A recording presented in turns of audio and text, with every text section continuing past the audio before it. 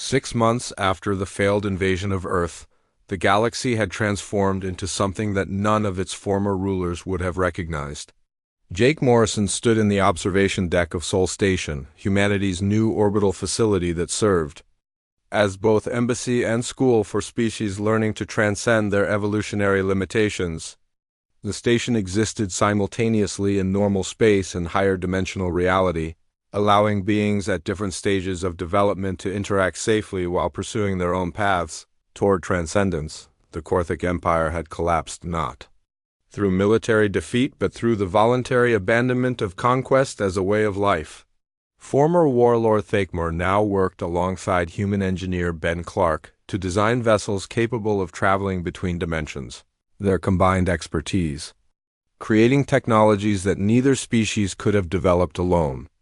Korthic warriors had discovered that true strength came from understanding the fundamental forces of reality rather than simply applying violence to achieve desired outcomes.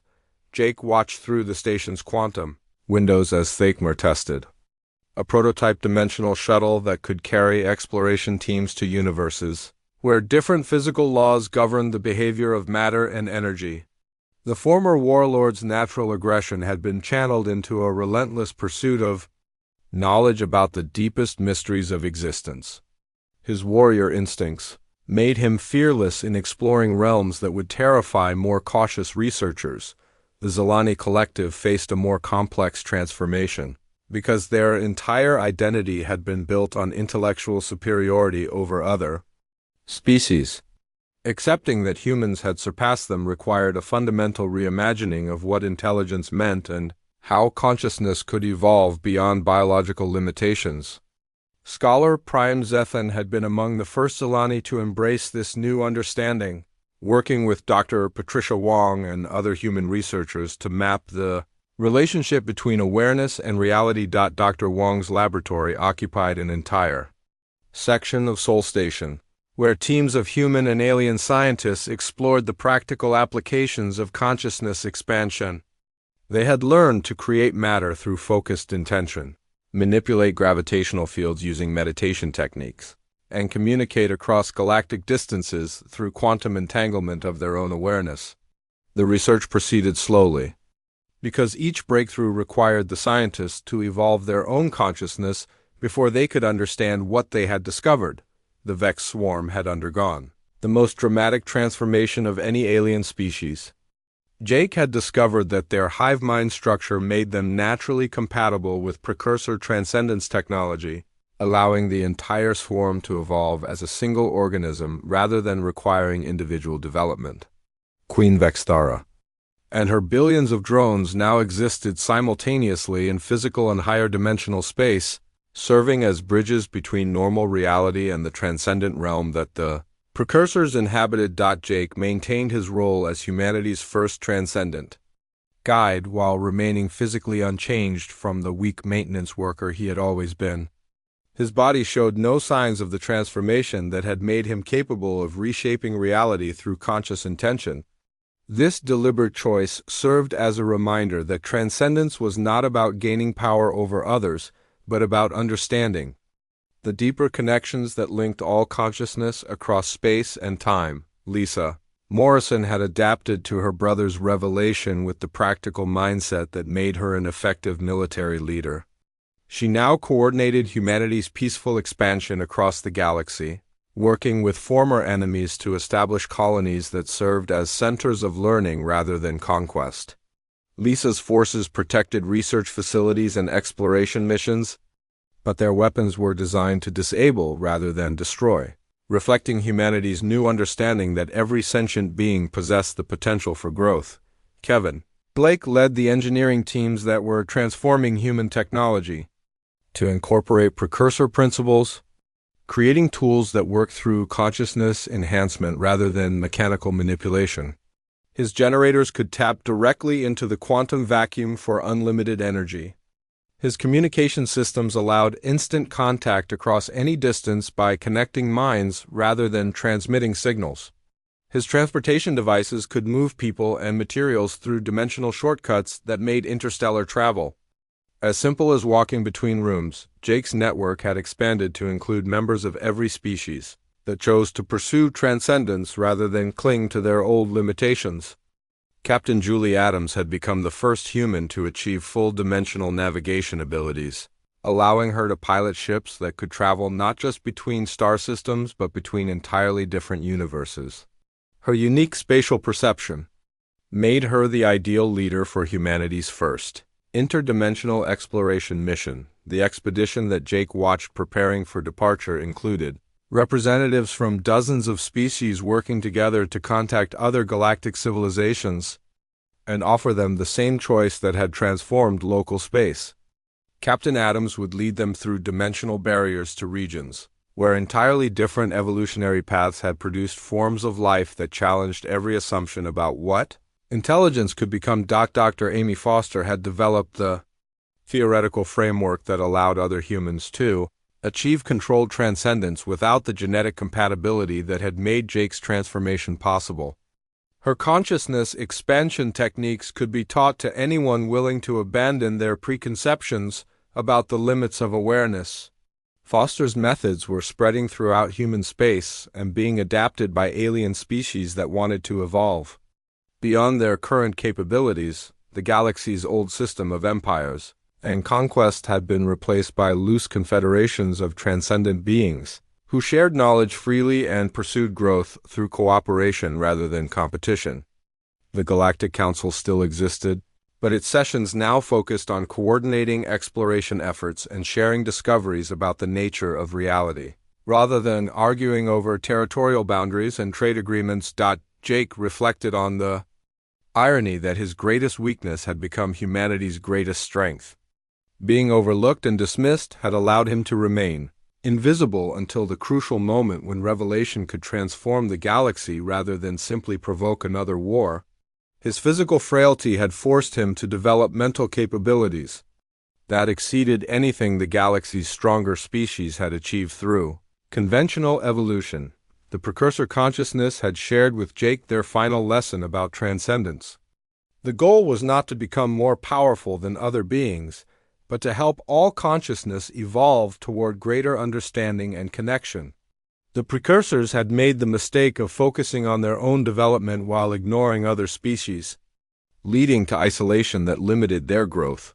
Humanity would avoid that error by ensuring that transcendence remained available to any being willing to pursue it. As Jake watched Captain Adams lead the first interdimensional expedition away from Sol Station, he understood that humanity's transformation was just the beginning of changes that would eventually encompass the entire universe.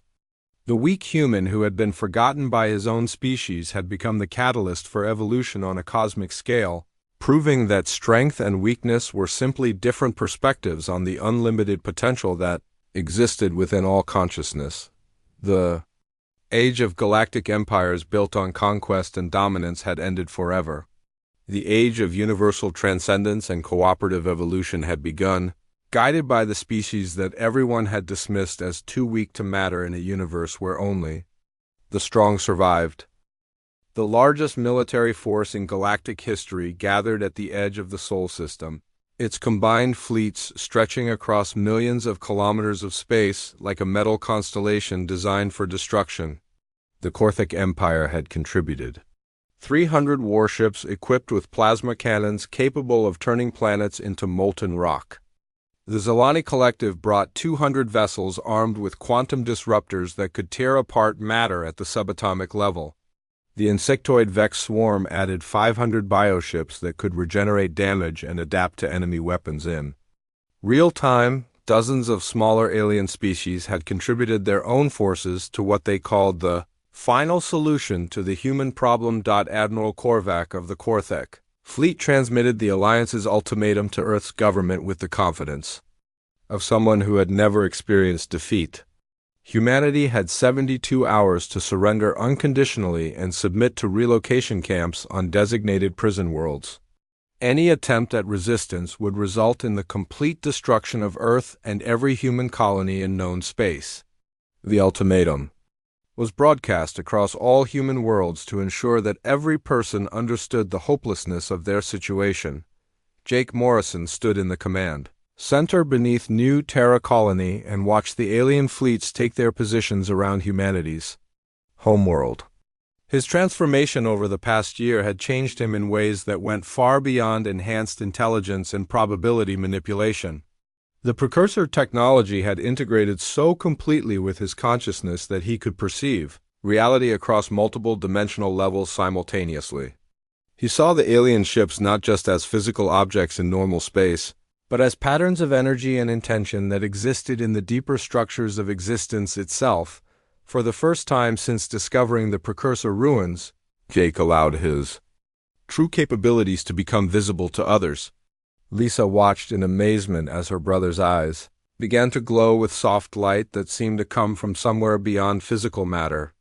Kevin stepped backward in shock as instruments throughout the command center activated without anyone touching them, displaying information that showed the exact position and intentions of every alien ship in the Sol system. Jake spoke to the entire human species through a simultaneous broadcast that reached every colony, space station, and ship regardless of their communication equipment or current location. His voice appeared directly in the minds of every human being across hundreds of light-years of space, carrying with it a sense of calm certainty that made panic impossible. He explained that the time for hiding was over and that humanity was about to demonstrate why they had become the galaxy's greatest threat to the established order. The alien commanders monitoring human communications were stunned by the impossibility of what they were witnessing. No known technology could achieve instant communication across interstellar distances, and certainly no human technology should have been capable of reaching every individual member of a species simultaneously. Zilani scientists frantically analyzed the broadcast for signs of how it was being accomplished, but their instruments detected no energy signatures or quantum fluctuations that could explain the phenomenon. Jake revealed the existence of his network to the galaxy and to the humans, who had been unknowingly part of it for months. Captain Sam Wright discovered that his navigation abilities were the result of unconscious quantum manipulation that allowed him to travel through dimensional shortcuts in space. Engineer Dana Mills learned that her communication breakthroughs were based on technology that the precursors had developed to maintain contact across different levels of reality. Dr. Amy Foster realized that her theories about consciousness were actually memories inherited from an ancient civilization that had transcended physical existence. The demonstration that followed changed everything that galactic civilization thought. It knew about the nature of reality and the limits of what was possible. Jake reached out with his consciousness and touched the quantum foundations that held the alien fleets together. With effort that felt like breathing, he began to selectively disable the fundamental forces that allowed their ships to maintain structural integrity. Korthek battle cruisers found their hull plating simply ceasing to exist as the strong nuclear force that held their atoms together was gently turned off. Zilani quantum disruptors stopped functioning when Jake altered the mathematical constants that governed their operation. The Vex bioships proved more challenging because their living hulls could adapt to conventional attacks, but Jake discovered that biological systems were even more vulnerable to consciousness manipulation than mechanical ones. He reached into the hive mind that connected every Vex organism and introduced concepts that caused their adaptive evolution to turn against itself. The bioships began transforming in ways that made them unable to maintain their aggressive functions. Admiral Korvac demanded an explanation for what was happening to his fleet, but Jake's response came in the form of knowledge that appeared directly in the alien commander's mind. Korvac suddenly understood that humans were not the weak species that the galaxy had dismissed, but rather the inheritors of capabilities that predated every known civilization. The precursors had not disappeared through conquest or catastrophe, but had evolved beyond the need for physical existence while leaving behind the tools necessary for other species to follow the same path. Jake explained that humanity's apparent weakness had actually been the preservation of genetic diversity necessary for transcendence. Every human failure and limitation was actually a different aspect of potential that could be awakened through contact with precursor technology. The galaxy's advanced civilizations had become evolutionary dead ends by optimizing themselves for narrow definitions of success, while humanity's chaotic development had maintained the flexibility needed for true growth. The revelation split. The alien alliance as species began to understand the implications of what they were facing. The Korthic Empire was built on the belief that military strength determined survival, but they were confronting an enemy who could manipulate the physical laws that made military strength possible. The Zelani Collective had defined themselves through intellectual superiority, but they were facing beings who had access to knowledge that transcended their understanding of intelligence itself. Jake offered the alien species a choice that the precursors had never been given. They could abandon their old assumptions about strength and evolution and join humanity in the transformation to higher existence, or they could continue following the paths that would eventually lead to their extinction. The offer was genuine, and came with demonstrations of what transcendence could mean for civilizations willing to embrace change rather than fear it. Some alien commanders chose to accept Jake's offer immediately, recognizing that their species had reached the limits of their current evolutionary paths. Others refused to believe that everything they understood about reality was wrong and attempted to continue their attack on Earth. These ships discovered that their weapons had no effect on a species that could exist partially outside normal space and time. Jake did not destroy the attacking vessels, but instead transported them to uninhabited systems where they could contemplate their situation without endangering others. Jake Morrison's network had grown to include over 200 humans scattered across dozens of colonies and space stations throughout human territory. Each member of the network was experiencing remarkable improvements in their work and personal lives, but none of them understood that they were part of a larger transformation that would eventually reshape galactic civilization. Jake continued to present himself as nothing more than a maintenance technician on New Terra Colony, while secretly orchestrating changes that spanned light years of space. Captain Sam Wright had become the most successful independent freight operator in human space without understanding why his seemingly impossible navigation achievements were attracting attention from shipping companies and military analysts. His cargo vessel consistently arrived at destinations days ahead of schedule while using less fuel than physics calculations suggested was possible. Sam credited his success to careful route planning and efficient ship maintenance, but Jake knew the truth was far more complex. Sam was unconsciously following quantum pathways through space that existed outside normal dimensional boundaries. Engineer Dana Mills had achieved breakthrough discoveries in faster-than-light communication technology that promised to revolutionize how human colonies stayed in contact across interstellar distances. Her experimental communication arrays could transmit data instantaneously between star systems, separated by hundreds of light years. The technology worked through principles that Dana could not fully explain, involving quantum entanglement effects that should not have been stable across such vast distances. Jake had guided her research by providing subtle inspiration that led her toward precursor communication methods. Dr. Amy Foster's theories about consciousness and reality had evolved into a comprehensive framework that described how minds could transcend the normal limitations of physical existence. Her research papers were beginning to attract attention from scientists across human space, though most of them struggled to understand the implications of her work. Amy was developing the theoretical foundation that would eventually allow humans to follow the same evolutionary path that the precursors had taken 2 million years earlier.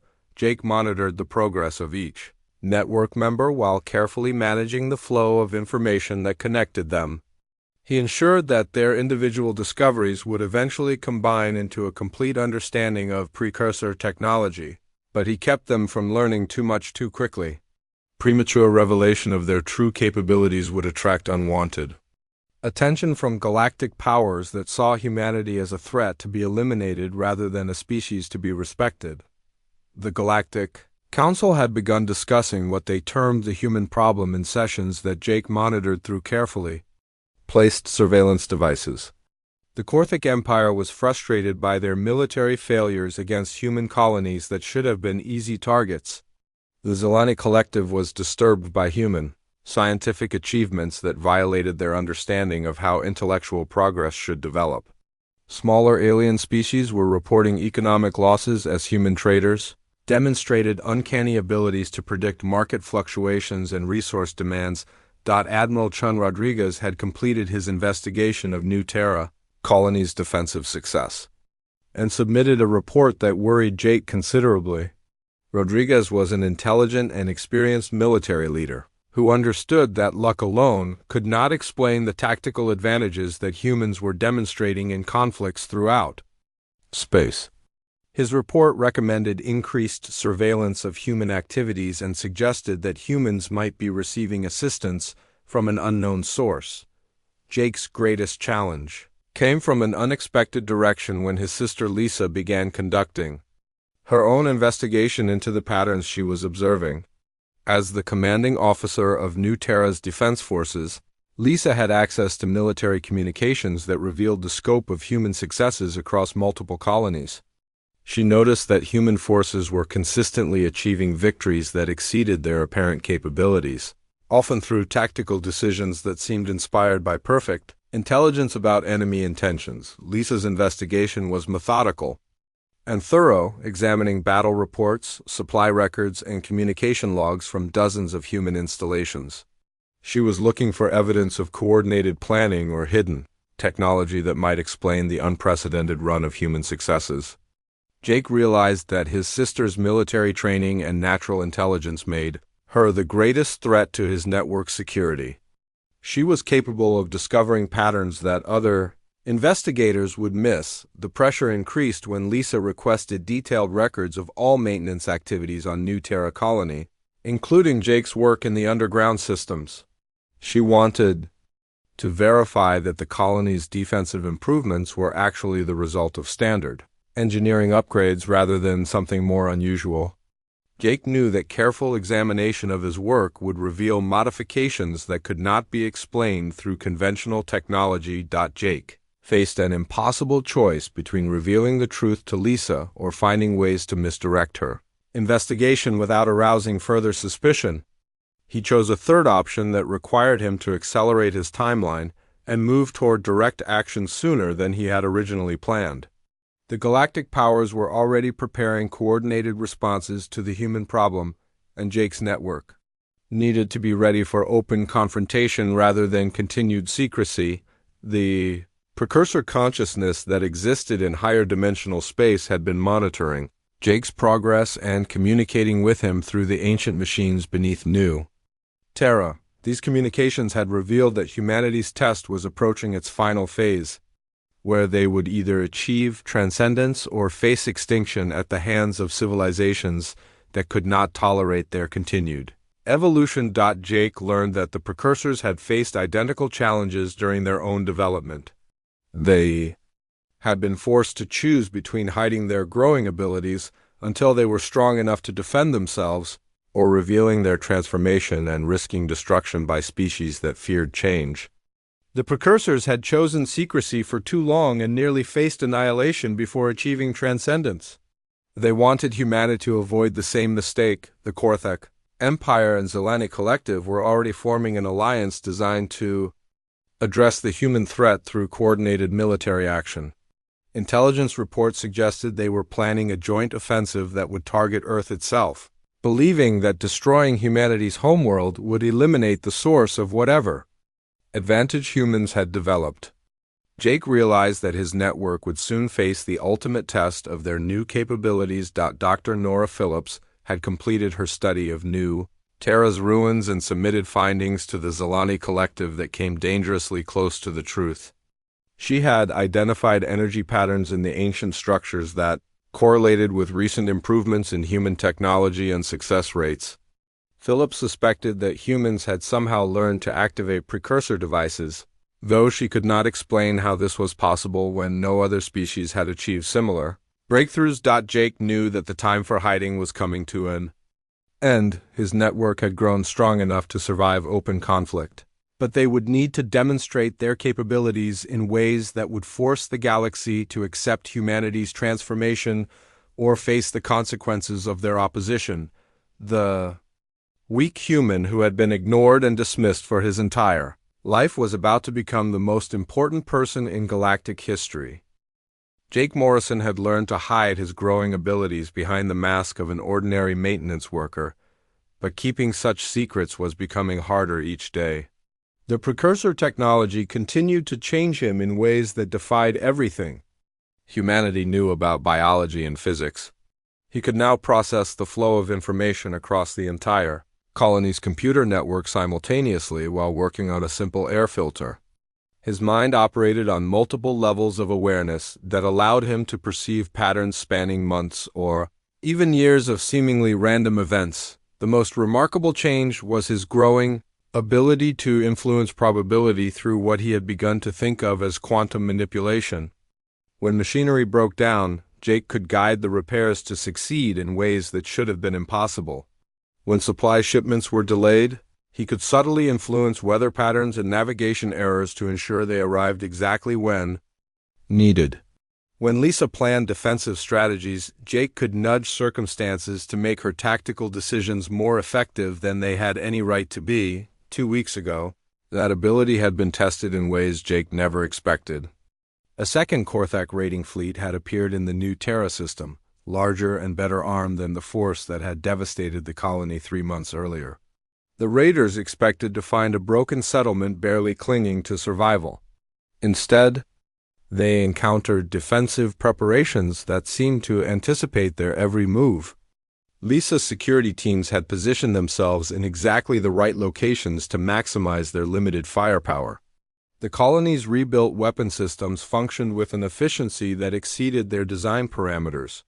Most importantly, the Korthak ships experienced a series of small malfunctions that individually meant nothing but collectively disrupted their attack coordination. Jake had guided every aspect of the battle, from his position in the underground maintenance center. He influenced targeting systems to improve human accuracy while causing subtle errors in Korthak navigation computers. He adjusted power flow to human defensive barriers at precisely the right moments to deflect incoming plasma bursts. He even manipulated gravitational fluctuations around the planet to make Korthak weapon locks more difficult to maintain. The raiders found themselves fighting an enemy that seemed impossibly lucky in ways that made no tactical sense. The battle ended with the Korthak retreat in confusion and frustration. They had lost 2 ships to a colony that should not have been able to destroy a single fighter craft. News of the victory spread throughout human space and attracted attention that made Jake deeply uncomfortable. Admiral Chun Rodriguez of the Human Defense Fleet announced plans to visit New Terra personally to study their defensive innovations. Military analysts across the galaxy began examining the battle recordings, trying to understand how humans had achieved such an unlikely success. Jake knew that increased scrutiny would make his work much more dangerous. He had been careful to make his influence invisible, but determined investigators might eventually notice patterns that revealed the truth. The solution was to expand his network beyond New Terra and spread the apparent anomalies across multiple human colonies. If humans throughout space began experiencing similar strokes of good fortune, individual incidents would seem less suspicious. The precursor machines had shown Jake that he was not unique among his species. Humans carried genetic diversity that had been preserved through thousands of years of apparent evolutionary failure. The same traits that made some humans physically weak, mentally unstable, or socially awkward were actually dormant capabilities that could interface with precursor technology. Jake began using the colony's communication systems to identify individuals across human space who showed signs of similar potential. Captain Roy Stevens commanded a freight hauler that traveled between human colonies carrying supplies and passengers. His personnel file described him as an adequate pilot with a tendency toward unorthodox navigation choices that sometimes got him into trouble with shipping company managers. Jake recognized those unorthodox choices as intuitive responses to quantum fluctuations that most humans could not perceive. Roy was unconsciously following paths through space that aligned with precursor principles of dimensional manipulation. Dr. Amy Foster worked at a research station studying consciousness and artificial intelligence. Her colleagues considered her theories about the fundamental nature of awareness to be interesting but impractical. Jake read her published papers and realized that she was describing concepts that matched perfectly with precursor understanding of how minds could transcend physical limitations.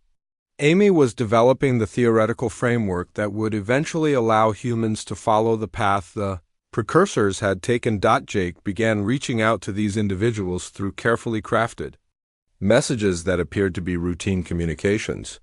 He sent Roy navigation data that would guide him toward systems containing precursor ruins. He provided Amy with research materials that would lead her toward breakthrough discoveries about consciousness expansion. In each case, Jake made his assistance look like coincidence or good fortune rather than deliberate intervention. The response was immediate and encouraging. Roy began reporting unusual experiences during his flights, including enhanced spatial awareness that allowed him to navigate through asteroid fields with impossible precision. Amy's research accelerated dramatically as she made connections between consciousness and quantum mechanics that opened entirely new fields of study. Both of them began experiencing the same subtle changes that had transformed Jake. Though neither understood what was happening to them, Jake's network grew slowly and carefully as he identified more humans with the genetic markers that indicated precursor compatibility. Engineer Dana Mills discovered that her experimental communication devices worked far better than they should, allowing near-instantaneous data transmission across interstellar distances. Pilot Sam Wright found that his transport ship could somehow arrive at destinations faster than light-speed calculations predicted.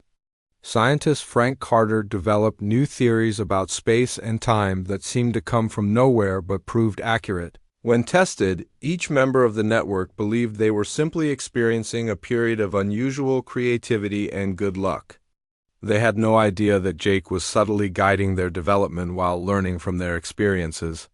The precursor technology was adapting to work with different human genetic patterns, creating a diverse set of capabilities that would eventually transform humanity's relationship with the galaxy. The process was not without risks. The Zelani Collective had begun noticing statistical anomalies in human activities that their probability models could not explain. Human cargo ships were arriving at their destinations with timing that suggested impossible navigation accuracy. Human research stations were making theoretical breakthroughs at rates that exceeded normal discovery patterns. Human colonies were surviving attacks and natural disasters with success rates that defied random chance. Jake monitored Zelani communications and learned that their most advanced artificial intelligence systems were producing calculation errors. Whenever they tried to predict human behavior, the AIs were designed to process vast amounts of data and identify patterns that organic minds could miss. But they were failing to account for variables that should not exist.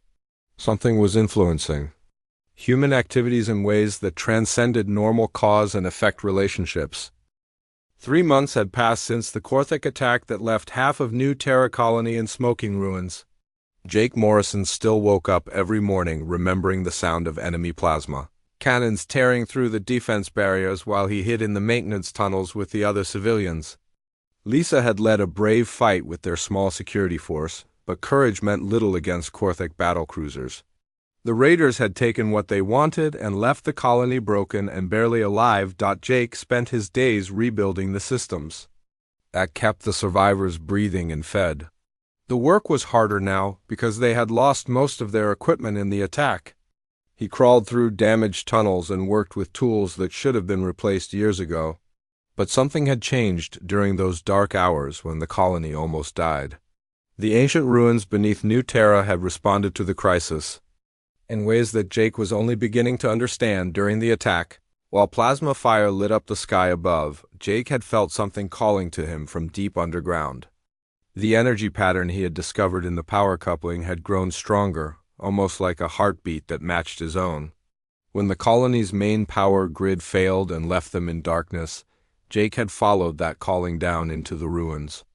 What he found there changed everything he thought he knew about himself and about humanity's place in the galaxy. The underground chambers were older than human civilization and built by hands that were not quite human but not entirely alien either. Smooth walls covered in symbols that hurt to look at, directly surrounded machines that hummed with power despite having no visible energy source. Jake had touched one of the control panels during the attack, desperate to find anything that might help save his people. The machine had responded to his touch by flooding his mind with information that he was still trying to process. The beings who built these machines called themselves the Precursors, and they had faced the same choice that now confronted humanity. They could remain as they were and eventually be destroyed by stronger civilizations, or they could transform into something that transcended the normal limits of physical existence. The machines were a test and a gift left behind for whoever might prove worthy of following the same path. Jake learned that his genetic condition was not a weakness, but a key. The same DNA sequences that made him physically frail also made him compatible with precursor technology in ways that normal humans could not achieve. The machines were slowly changing him, enhancing his mind while leaving his body unchanged. He could now process information at speeds that should have been impossible. He saw patterns in data that revealed the hidden connections between seemingly random events. Most remarkably, he was beginning to influence probability itself through methods he did not yet fully understand. Helen Cross, the colony administrator, noticed that their repair work was going faster than expected. Broken systems that should have taken weeks to fix were somehow working again after just days. Food supplies that should have run out were lasting longer than the calculations predicted. The colony's small fusion reactor was producing more power than its design specifications allowed. Helen credited their survival to good planning and hard work, but Jake knew the truth was far more complicated. He had been careful to make his influence subtle and invisible. When Kevin worked on power distribution systems, Jake quietly adjusted the energy flow to make the repairs more efficient. When Lisa planned security patrols, Jake used his new abilities to guide her toward routes that would be most effective. He helped the colony's farmers by subtly altering soil conditions in ways that increased crop yields. Every improvement looked like natural good fortune or skilled work by the colonists themselves. The changes in Jake went beyond just enhanced intelligence. He was beginning to sense things that existed beyond normal human perception. The precursor machines had shown him that reality operated on multiple levels, with physical matter being only the most obvious layer.